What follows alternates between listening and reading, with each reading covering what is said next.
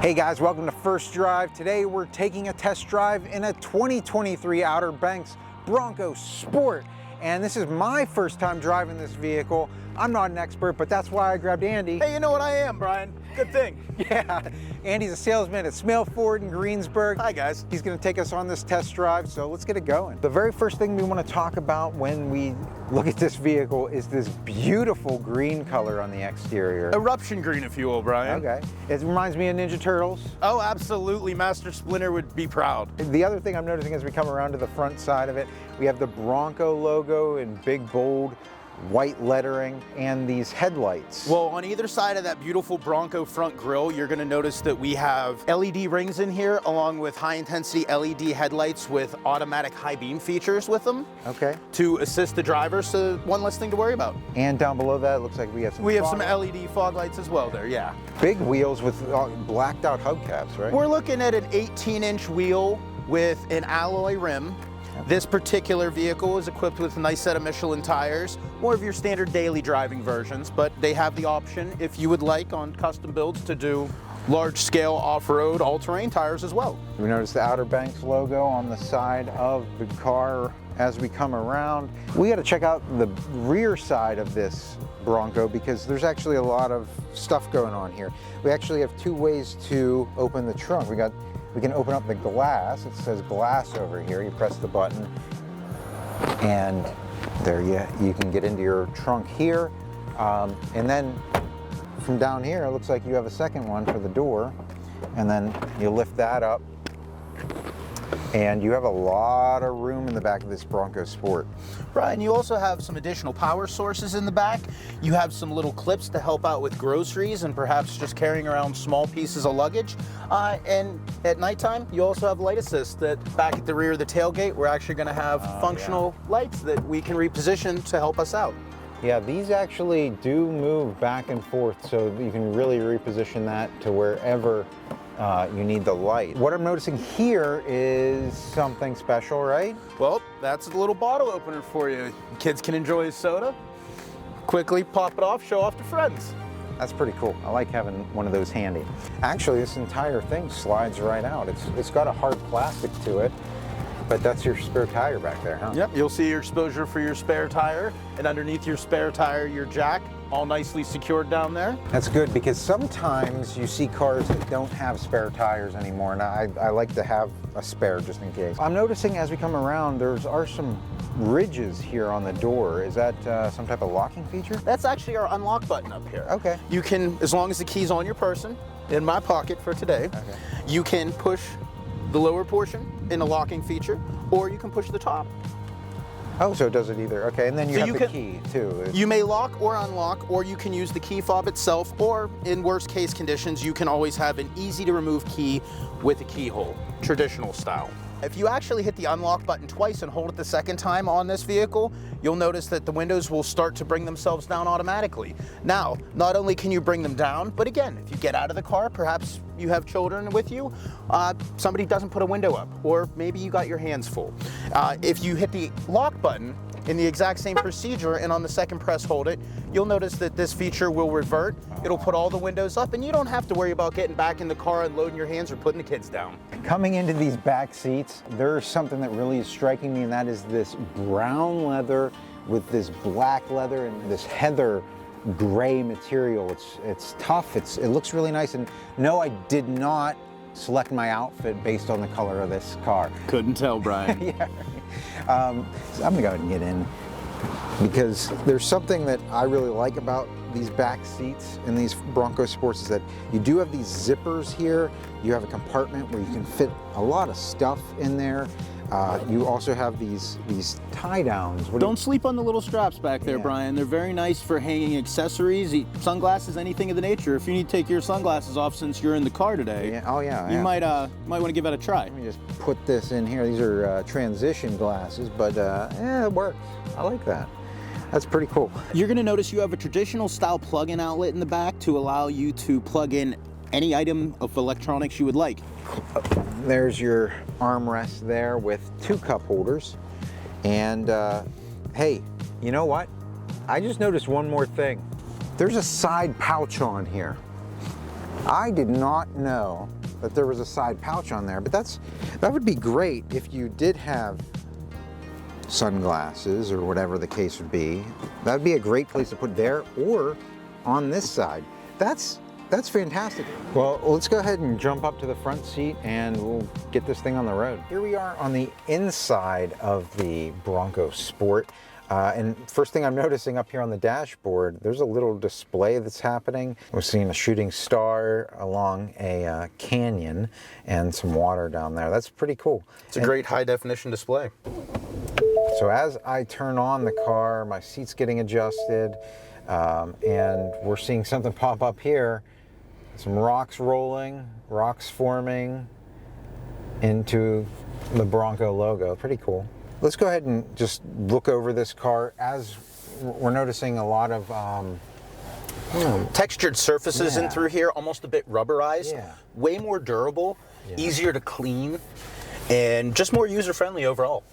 Yeah, it looks good. The Bronco badging here on the wheel as well, and just a lot of stuff all over. It looks like, what I really like about this interior, the black and the browns really run together real well with the exterior color being that eruption green. And you still get a very nice rugged texture on the seats, away from the leather to give kind of that dual tone feeling. The other things I'm noticing, there's a lot of compartmentalization. You can store stuff here, you can store stuff down here. You have your USB-C, USB-A, and a 12-volt charger down there. And Brian, don't forget, we also have a wireless phone charging pad down here as well that you can simply drop your phone on and allow it to charge without having to do anything or have any cords floating around. I like having that available. Above that, obviously, we have all of our AC settings, as well as you have heated seats and a steering wheel there. The shifter knob is actually, you turn it, right? We have a rotary dial. Yeah. So with that rotary dial, you turn and you will notice it shift, and again we're in reverse, so we get the backup camera again, neutral, drive modes, and then also one other thing that goes along with this is the L button for the four-wheel low drive function. Okay, so like if you're driving in the snow or something, you if it's really bad snow, especially if you're having perhaps a hard time getting out of a parking spot, or you have a very steep driveway, this will act very good for you. And down here we have parking brake. So down here in the armrest, we're going to see how much space that we have. We have another USB-C and USB-A charger in there and some decent space. But in front of that is something that's caught my eye, and that is the GOAT modes knob. So GOAT for Ford means we go over any terrain. Okay. It gives you a nice ability to switch, again rotary style, but I'll have you guys direct our attention up here to the front screen. As you twist, you're going to go from normal mode for your everyday driving to an Eco Pro mode, which really benefits highway driving and better fuel economy, to a Sport mode, which is obviously probably not going to be the best for your fuel economy, but going to be a little bit more fun to drive. We also have a slippery mode, southwestern Pennsylvania style. We got ice, we got rain. A lot of it. And then last past that, we also have a sand mode in case we have anybody that's a bit more adventurous or does a lot of vacations and likes to go out in the dunes. It looks like we have got a lot of features on this car to demonstrate, so let's get it out on the road. Sounds great. Let's go for a ride. Here we are in a little bit of traffic. I'm going to go ahead and set the cruise control. We have adaptive cruise control. Is that right, Andy? Yes, sir, it is. As I set the cruise control, I'm noticing down here on the dashboard, you see the car icon. There's it registering the car in front of me, and it's showing me the distance between the car in front of me. So I have it set to 40 miles per hour. The car in front of me is going slower. It's going down to 37, 35, 34. So we're coming all the way down to a stop. My foot is off the brake, and this car is going to come all the way to a stop to the car in front of us. So that was a perfect demonstration of just how this adaptive cruise control works. I'm noticing on the mirror where the light is shining, telling me that somebody's in my blind spot. If I were to turn on my turn signal while somebody is in my blind spot over there, it's actually going to flash at me and alert and let me know that somebody's over there. Don't make that turn. Beside the steering wheel, on the little stick back here for the lights, there's a lane keep assist button. So I went ahead and selected that, and it's showing me the lines on the road on the dashboard. And if I were to move a little bit over to the right side of the road, that's actually turning yellow and it's nudging the steering wheel back over to the left. Oh, and I'm noticing another thing. I'm going about 59 miles per hour, all right? And I'm noticing that the speed limit sign, it's registering the speed limit sign on the road, but it's flashing at me right now. Why is it flashing at me? So the cars are able to read the speed limit signs and then import that to the vehicle so that we're aware of what the current speed should be and where it's safe to travel. Now, you can make adjustments on this. You can shut it off, or you can change the distance in mileage gap, miles per hour that is, between when it warns you and when it does not. Currently, we have it set to the actual speed limit, so anytime you're over the speed limit, you're going to notice that flashing to let you know that, hey, you're going a little faster and you want to be maybe back off a little bit. We're going to check out this backup camera. I'm going to go ahead and shift us down into reverse, and we're going to see predictive lines there as well as some sensors as we back up.